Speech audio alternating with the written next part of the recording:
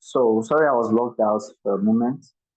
So as we were saying, if adaptive equipment is available, teach and encourage the patients to use it.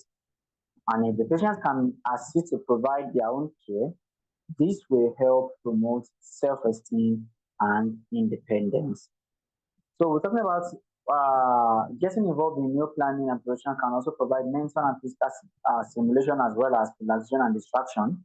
It can be a time where patients are encouraged to be creative and then they draw upon their strengths and talents, especially if those patients enjoy cooking.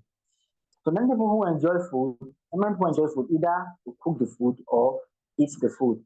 So as home health aides or personal care aides, you can make this time fun and relaxing by going through cookbooks and magazines with attractive pictures to help stimulate food interest, and also make a list of items that are on hand and help. And as home health aides, you can make planning a meal with an on-hand ingredients a fun game. So we were talking about the availability of cooking equipment. As we know that while you are home for a patient at home health aides or personal care aides may only have access to the available equipment that they have on hand. So there may not be a lot of equipment to choose from, and they may need to get creative in order to adequately meet the patient's nutritional needs.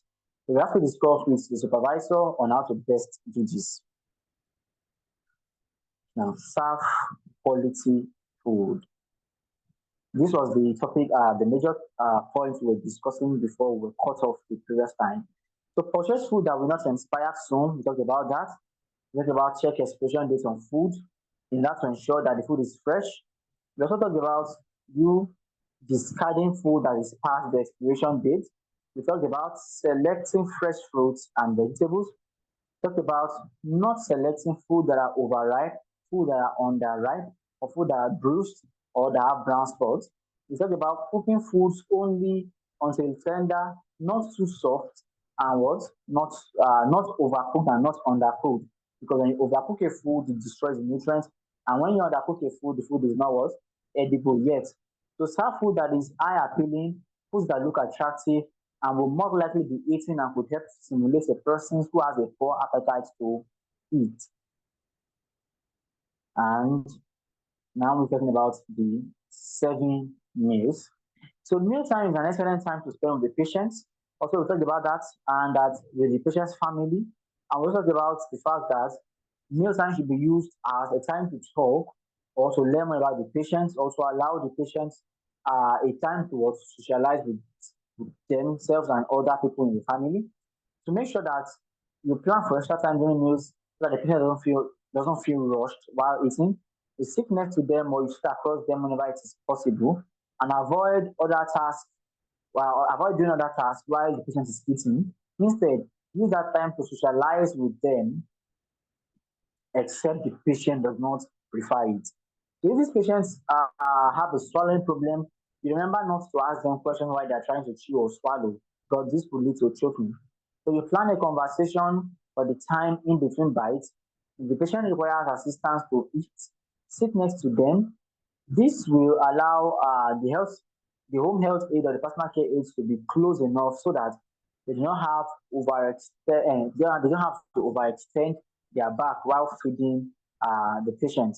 So you have to sit close to your patient. You have to be stretching or extending your back. The patient as the patient's chew. You, the patient, as your patient is chewing, and do not rush them by trying to give them another bite of food while they are still chewing the first. So this is the next topic we are moving to afresh now, which is the food appearance and texture, and then food proportion. Food appearance, food texture, and food portion. Appearance of food matters when selecting a good diet or when trying to make a patient to eat well. If the food doesn't look appealing, it may not appeal to their taste. And the texture of the food also is important, and how much of food are you serving at that time. Select nutritious food that are contrasting in colors and textures. This adds to a visual and chewing appeal. Try to vary the colors of the food being served. Avoid serving food that are all one color, all red, all white, or all whatever color it is. Even for people who must have a mechanical diet, which is a diet that is altered in texture, such as maybe food that are either fluid or fine chopped foods. Different color foods can also be selected. For example, select a green soft vegetable that is spinach, a red country fruit, an apple, and a colorful chili wild rice to go along with a piece of chicken and a glass of milk. Now, look at this combination. It gives a different sense of color, and this color combination makes it more appealing for the patient to eat. So this lends visual and chewing appeal as the patients can see different colors and feel different textures as they chew. And this is the pictorial representation. This is what we mean by selecting what a type of food that appeals to the patient's visuals as well as the tastes. And finally,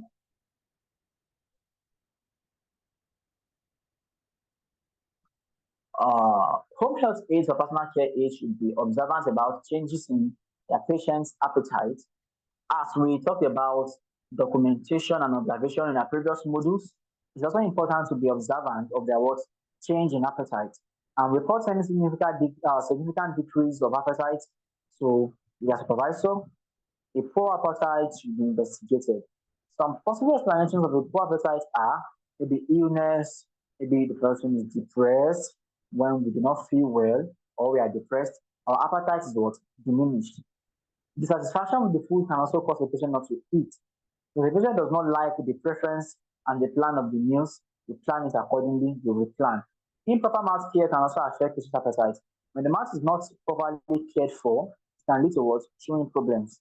Then loss or broken teeth or problems with the gum or tongue can also make chewing difficult. So chewing difficulties makes it difficult for people for the patient to chew or uh, chewing becomes painful. So as a result, they can't eat well and it affects their appetite as well as the way they eat. Improper fitting dentures. Improperly fitting dentures also can affect what? Patient's appetite. So poorly fitting dentures makes eating difficult and painful. So as a result, they don't want to eat. Now, patients' fear of choking also can increase the rate at which it can reduce the rate at which they eat. So it can affect their appetite. Patients who are afraid to choke may hesitate to eat. And patients who have confusion also, this tends to reduce their appetite. The patients who are confused may forget what they are doing. So they need to be reminded and encouraged to eat. Then the side effects of all medications also can decrease a person's appetite. So some medications decreases the person's appetite. So all these things should be taken into consideration as you notice, as you are being observant as a home health aide and personal care aide of what factor is responsible for the decrease in the patient's appetite. So it should be considered and was reported to the supervisor as much and as early as possible to uh, proper to attack the problem and make sure the patient feeds well. A patient that doesn't feed well will be emancipated, and emanciation is not a good sign for the patient. So we have come to the end of the lecture. So just a brief recap due to the cuttings in between. I'll just make a brief recap on what we discussed about in the whole module. We talked about food, nutrition, and meal preparation. Then we talked about the introduction where we're able to understand the basis of nutrition and what nutrition is. Then we talked about the basis of nutrition itself, and we talked about the nutrients that we consume, like the protein. We also talked about the sources of protein. Then we move to the next nutrition and nutrient is carbohydrates. Then we also talked about the sources of carbohydrates. Then we moved to fats, and we talked about the sources of fats as well.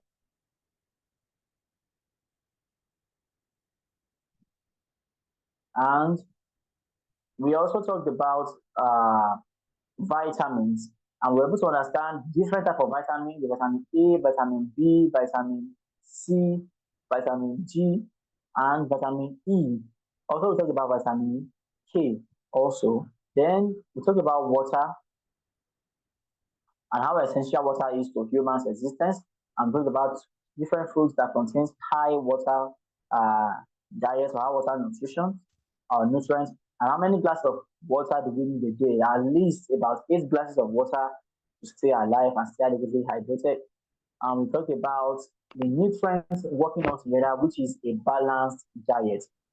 Then talk about the fruits and the milk groups. We also mentioned food that are in the milk group. Then we talk about the recommended daily servings for milk, and then we talk about the recommended daily servings for proteins. We also discuss fruit groups and the recommended daily servings for fruits. We discuss the vegetable groups and recommended daily servings for vegetable.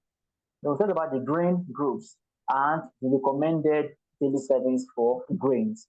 We talk about oils and the recommended daily servings for oils.